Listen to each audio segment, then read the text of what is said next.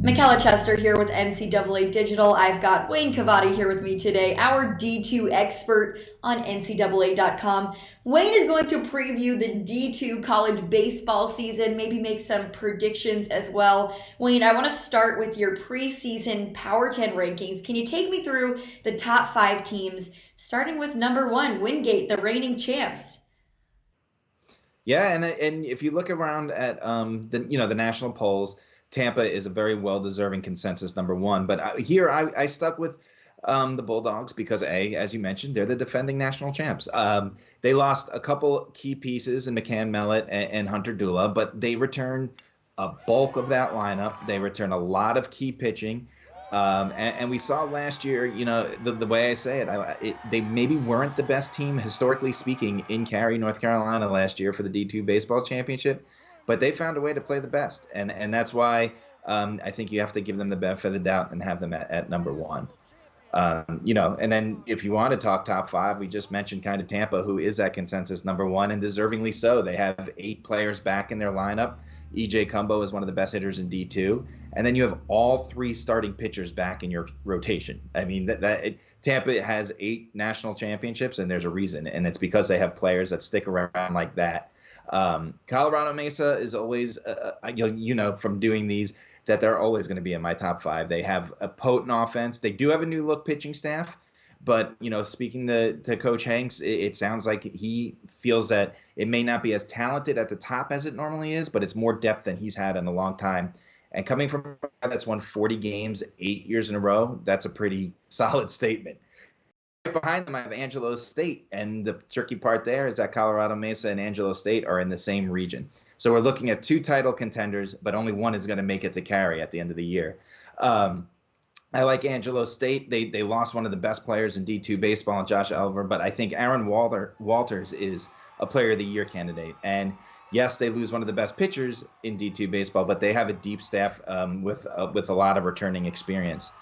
And then lastly, rounding out that top 5, I'm always a big fan of Northern Sun baseball. I think they produce some of the best teams, and that's why I have Minnesota State so high this year.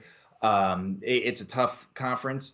They have a lot of good transfers, but they return they literally have 2 aces. They have 2 of the best starting pitchers in D2 baseball. And when you could say your rotation has 2 aces, you're in really good shape. And that really helps in that Northern Sun Conference as well. So I have them rounding out my top 5.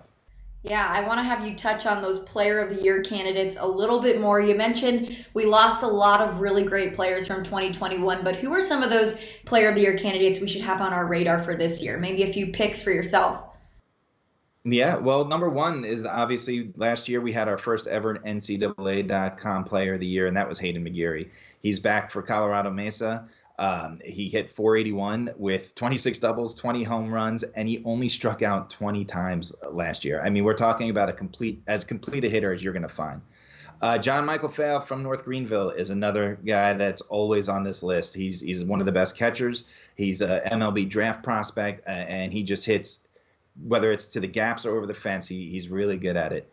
Zion Pettigrew of Illinois Springfield, he is the reason that I have them higher than everybody else in my top 10. He is that good a player, third base, and unbelievable power and contact skills. I think you need to throw Nolan Anspal from Davenport on there. Just you look at 5-tool players.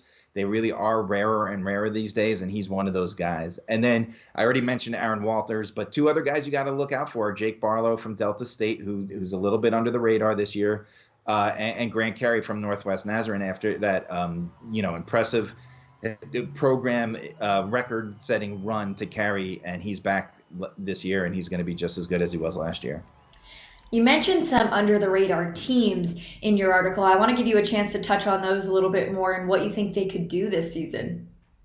I mentioned Jake Barlow on an under the radar Delta State team, and Delta State, historically speaking, is one of the best programs in D2 baseball. But this year they're flying under the radar a little bit. That Gulf South Conference is very deep. That South region is very deep, and there's a lot of new pitching there. But that doesn't mean it's bad when you have the history that they have to get those players. And like I said, you have Jake Barlow in the lineup, who is a player of the year candidate.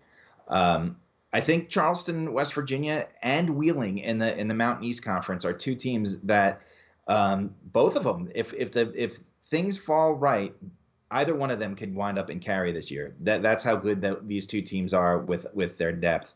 And it's going to be a fun battle in that conference to watch. And then just rounding it out, I think you got to watch Northwood, just a great team, and a Quincy team that always seems to start the season outside the top 25, and every year for some reason they're right in there, right to the very end, and that's just what Quincy does. They have new coaching this year. They have a few new faces, but I just think this is a program that shows they know how to win. All right, so we did all the previewing. I want to make you make a pretty big prediction here. Very big disclaimer. This is way too early to be making you do this, but I think it'll be fun. Let's have your 8 teams that you think could make it to carry. Just rattle them off. Okay. Just real quick, just before I start this, let's remember this is the first year we had the condensed tournament last year. So there's a lot of teams that we have not seen play in almost 2 years. So like you said, this is way too early. Don't hold this against me if I'm wildly wrong, but I do think that these are legitimate contenders. Ready? Okay. Atlantic, I could see Millersville making it. That's a very stacked region, but they're a very good and very deep team. The Central, I think Minnesota State and Augustana are both very good, but I'm going to go with Augustana right here. The East, Southern New Hampshire, they're just a program that seems to do it all the time, so I'm going to have them back there. I'm right in Zion Pettigrew and that Illinois Springfield train, and I'm going to put them in the Final 8.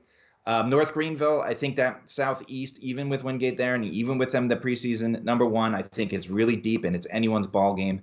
I mentioned the South Central is going to come down to Colorado Mesa or Angelo State. I'm going to give Colorado Mesa the slight edge this early in the season.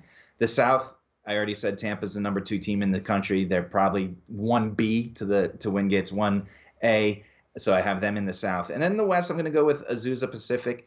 That was UC San Diego territory for 3-4 years. They're gone now. They moved up to D1. So we're looking for a new king. And I think I'm going to go with Azusa Pacific. All right, some great picks. Wayne, thank you so much previewing the season. Excited for 2022.